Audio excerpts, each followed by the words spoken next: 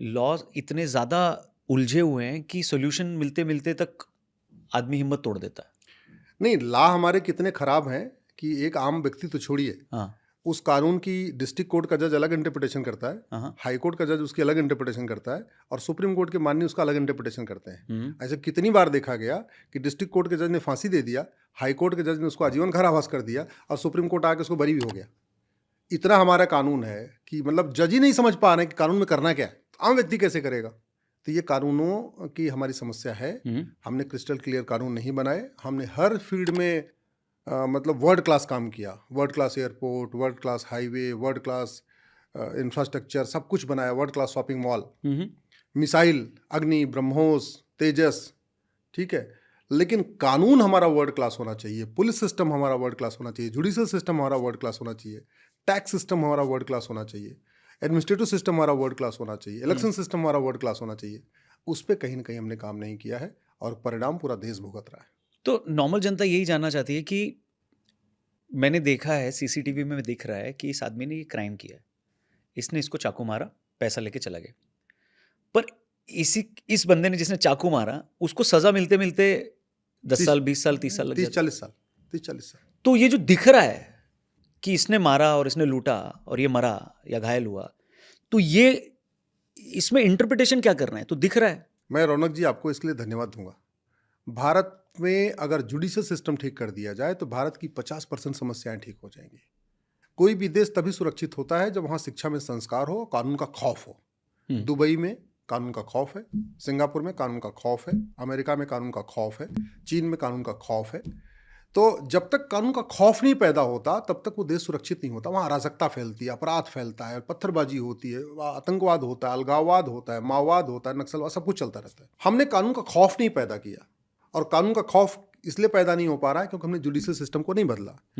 एक व्यक्ति यासीन मलिक नाम का आतंकवादी 1990 में 4 एयरफोर्स के जवानों को मारता है। जो एयरफोर्स के जवान मारे गए, उनकी माँ, उनकी पत्नी कह रही हैं कि यासीन मलिक ने हमारे पति को मारा, हमारे बेटे को मारा। यासीन मलिक खुद टीवी पे आके कह रहा है कि मैं भटक गया था और मैंने 4 लोगों को मार दिया।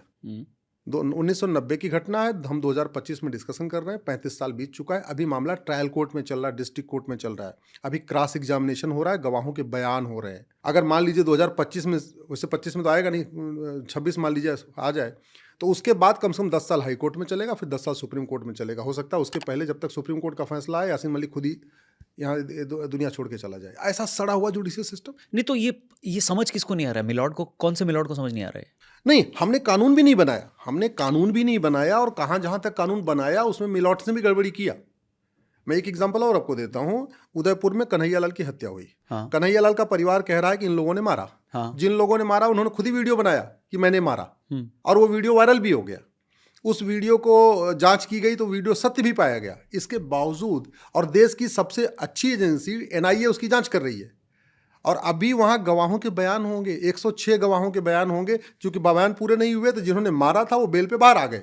हो सकता है जब तक बाहर रहे 2-4 कांड और भी कर जाए। तो ये जो सड़ा हुआ सिस्टम है, इसको बदलने की जिम्मेदारी सरकार की भी होती है, सुप्रीम कोर्ट की भी होती है। बहुत जो बड़ा गलत फैसला आया सुप्रीम कोर्ट ने दिया 2010 में, और वो आज तक के स्वतंत्र भारत के सबसे भ्रष्ट जज ने दिया था। उनका नाम था जस्टिस बालाकृष्णन। आप ऐसा बोल सकते हैं उनको? मैं इनको बोल रहा हूँ। बाद में वो CGI भी हुए, और अब मुझे लगता है कि शायद उन्होंने भ्रष्टाचारियों को बचाने के लिए वो फैसला दिया था। उस फैसले का नाम है Selvi versus state of Karnataka. Selvi versus state of Karnataka में सुप्रीम को जस्टिस बालाकृष्णन ने कहा कि narco polygraph brain mapping test करना संविधान के आर्टिकल 20 का वायलेशन है।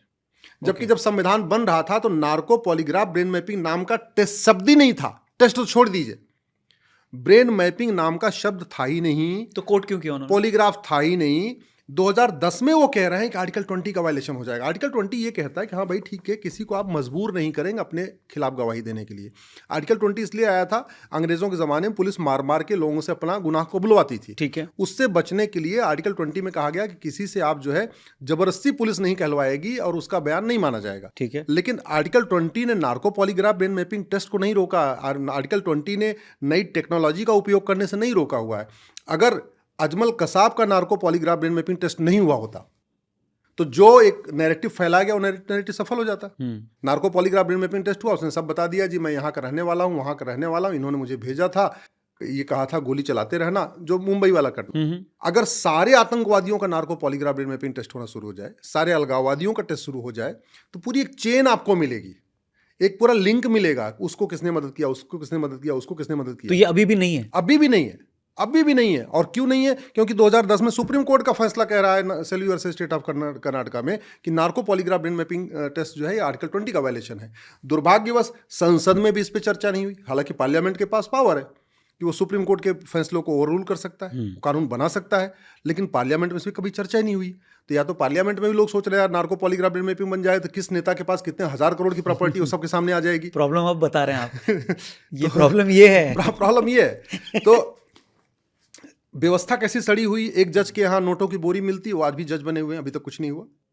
एक सामान्य व्यक्ति एक बकरी चुरा ले, घड़ी चुरा ले तो जेल में होता है। एक आप ऐसा बोलेंगे चलेगा? बोल सकते हैं आप ऐसा ओपनली? हाँ, क्यों नहीं बोल सकते। कड़वी सच्चाई है। बोरा देखा है, बोरी देखी है, सबने देखा है। मैं तो कह रहा हूँ वो देखा हुआ है। किसी ने रख दिया होगा? नहीं, किसी ने रख दिया होगा तो उनका narco polygraph brain mapping test करके पूछ लो किसने रखवाया। आर्टिकल 20 आर्टिकल 20 खड़ा हो जाएगा।